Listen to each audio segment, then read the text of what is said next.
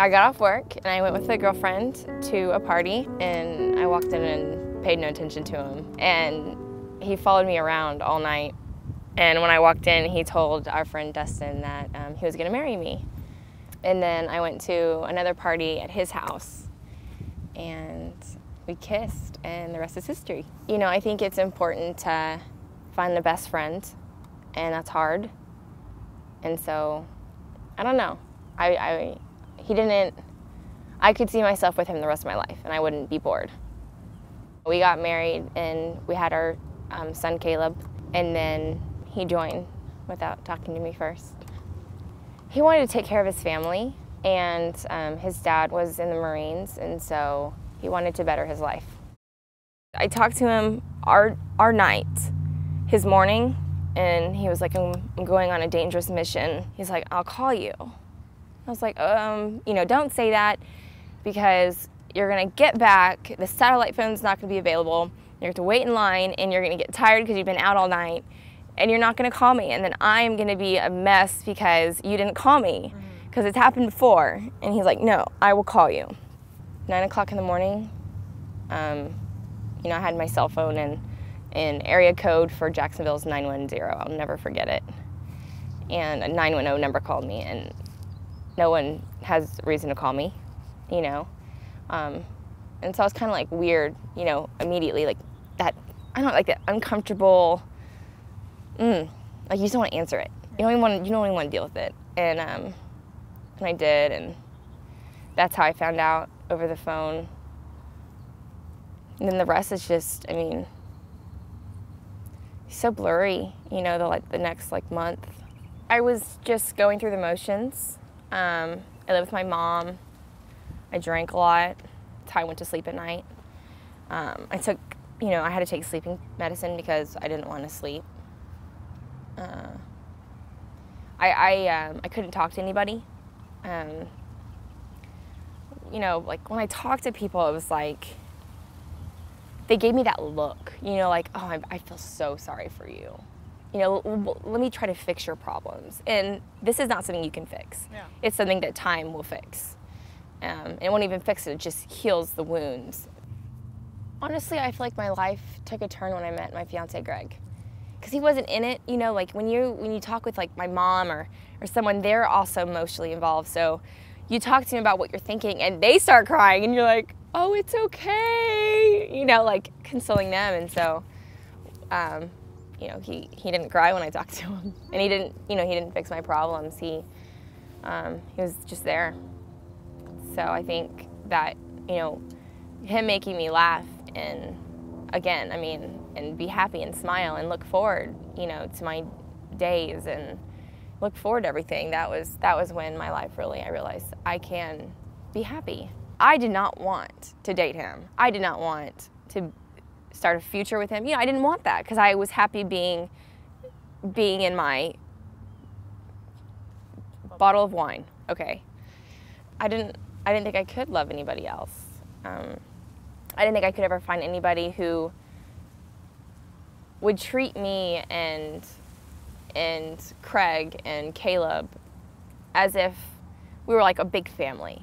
He took on a lot. I remember the first time like we really started getting serious, I was like, do you understand how hard this is gonna be? And especially like my mom loved Craig. I mean, Craig called her mama. You know, like that was his mama Denise. And so I was like, my mom, man, she's not gonna just say welcome to the family. Yeah. But he's proved himself over and over again. A lot of people did not like us hanging out. I mean, we lost friends. Family turned on us, and then I think I realized I could be happy when I didn't care what everyone else thought. It was about me and my son. If we're happy, that's all that matters. And you know, it's so funny because whenever it happened, everyone was like, oh, you'll find someone new, you know, and I was like, shut up. You know, it's not what anyone wants to hear right when they lose their husband. But then when I did find somebody, they were like, oh my gosh, you hoe. You know, like, oh my gosh, you didn't love him. Like, We have pictures of Craig everywhere. He's not something like hidden in a closet we don't talk about. Every chance we get, we're doing something to remember him. You know, he's Caleb's dad, and so, you know, we always want him to feel comfortable talking to us or asking us questions, and, you know, talking to other people about it. And I know some people are like, you know, when you tell them what happened, you know, with our family, they get all weird and like it's awkward kind of, but I think by showing people that we do talk about him and it shouldn't be awkward, I think that, you know, is a great way of incorporating him into our family. We were living together, you know, he's a big part of our life. Well, Caleb called him Gregory until he went to school, and he saw that all these kids were calling the male figure in their life Daddy. So that's when he started calling, you know, he told everyone, I have 2 daddies, and then like, oh, and then they'll be like, one's in heaven, and then like, you know, like, lately he'll just cry, just bawl. I'm like, oh my gosh, you know, what's wrong, Caleb?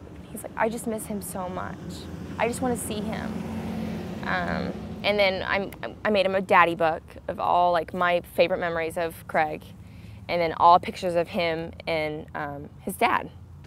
I was so worried that Caleb was going to be like a sissy boy because there was not going to be like a man. You know, I was like, well, my thing was like, oh my gosh, how am I going to teach him to pee? I was like, I don't know how to control a wiener. It's like, do I just make him go outside and figure it out? I don't know.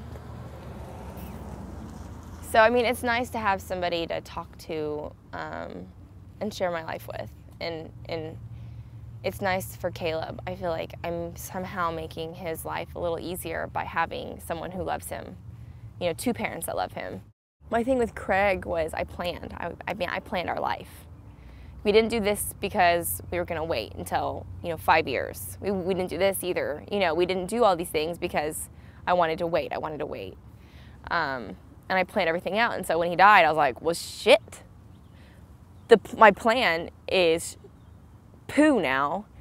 So I don't know. I don't want to plan. I want to ride. Find someone who respects, you know, everything about you, including, you know, your husband, because that's very important. And don't ever be ashamed. Do what makes you happy. I think that's very important, whether it be something little or something big. And find people around you that make you happy. They don't have to be guys, you know, girlfriends. Find something to smile about. Find something to be happy. I think that makes you happy.